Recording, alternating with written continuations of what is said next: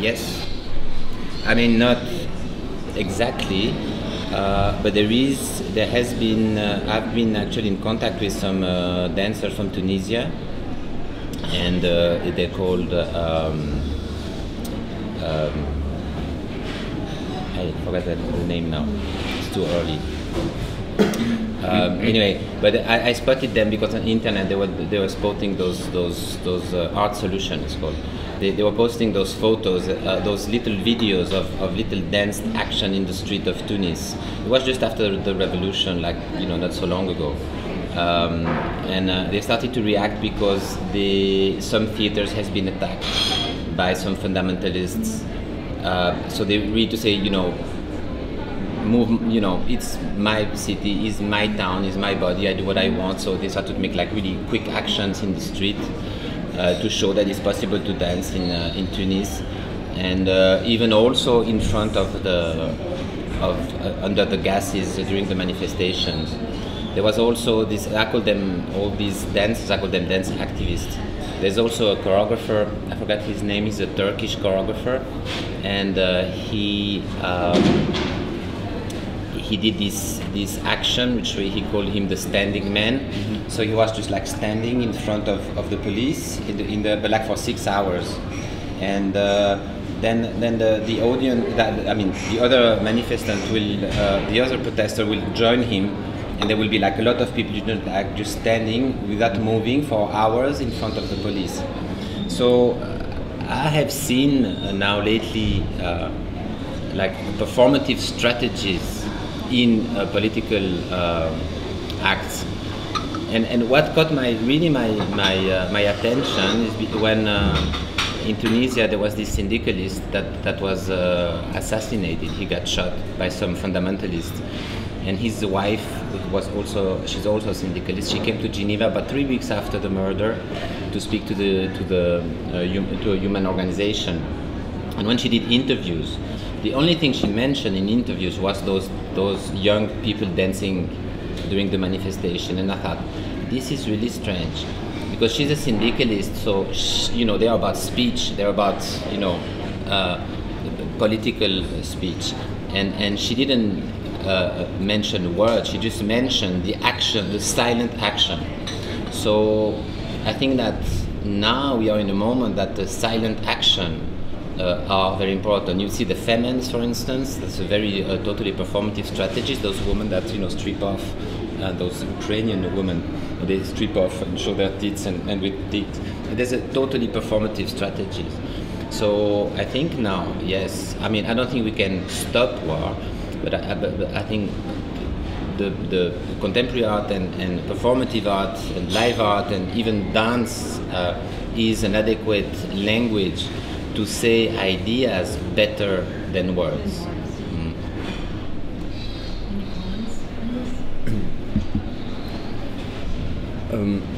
For sure, I think art can change things and stop wars. What's maybe important to me is that we don't know on which way. We don't know how art works or doesn't work, or how it changes people, and that's what's nice with it. We never know how it works and what happens. But on stage is quite. It's a situation that is impossible. Like on stage, you have some perfect relationship with the people. You have for 1 hour or the time you play, you have to work together without aggressivity. You have to try this out, and the way you build a piece, the way you work with the people to the venue, on tour, everything. It's I think it has the possibility of experiencing the human relationship on a peaceful and productive and efficient way, without the pressure, without too much pressure, without being told what you have to do, and it's an experience of freedom for me, and this experience could spread over in many ways that I cannot define, but I'm sure it has to me it's really inspiring to be in this world, and that way it's not only what you say that can change the world, but also the way you work and the way you get connected to the other people with whom you work, the people with whom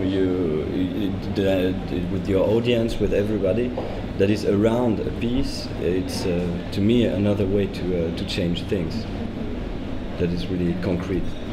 So it turns out that the question wasn't so unexpected, actually. Well, you had once when the Iron Curtain broke, you had one syndicalist that became president, Lech Walesa. Then you had a writer that became president, Václav Havel. Maybe the next one will be a choreographer. Can you explain this? Do you think they belong? Yes, do you think they belong to this topic? Yeah, well, from all what we said until now, and from what you said from the vision of dance, probably it belongs to it. At least I speak now for what we do. I guess you're as well, but yeah. And I don't know. The deconstruction is quite a clear word, I guess, or at least for us on our side. It's a word that you've been used a lot for arts and for working around an object and trying as many perspectives maybe on it. And I think that's what we try to do also on stage, or try to make it perceptible, like you can perceive these shifts of way of looking on an object and a way of getting in touch with it. That's maybe the definition I would give now for deconstruction.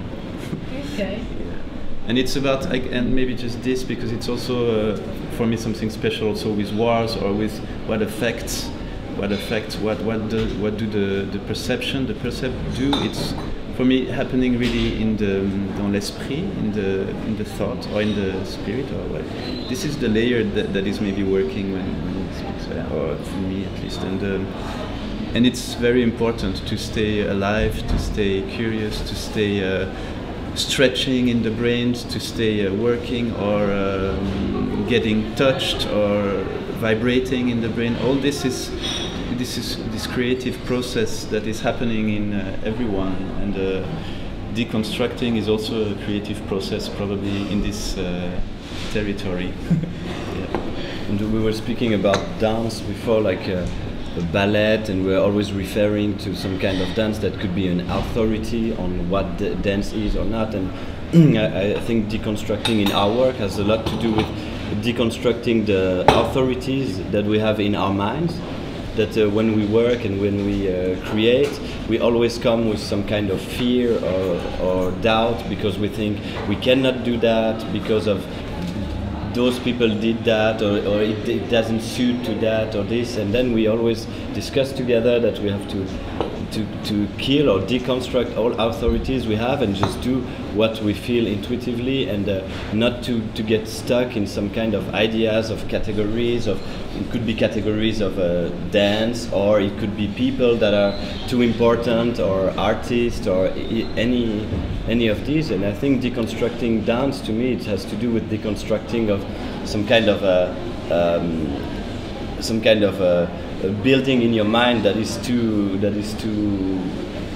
strong, too hard, and just to make a bit space and room to do your own thing, and not in that way.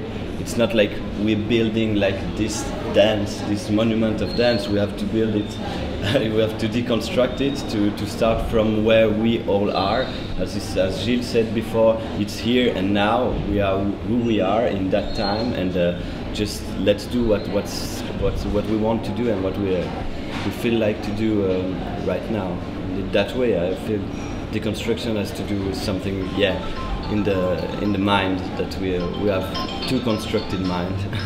Yeah, and Gilles once said, I think- like the other day, you said that dance deconstruction might be kind of a metaphor maybe for on the whole contemporary dance and contemporary arts. You once said. Yes, I think it's a good title for a festival. I mean, for your festival, and what you try to do is to say that dance is not a construction, it's not a pre-established construction.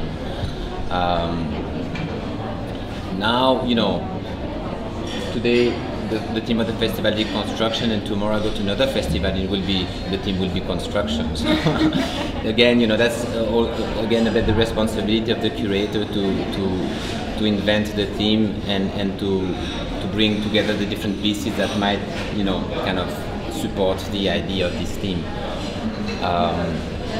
Now in the piece, yeah, I think, yeah, I don't know if I deconstruct. It's hard to say. I mean, for me, I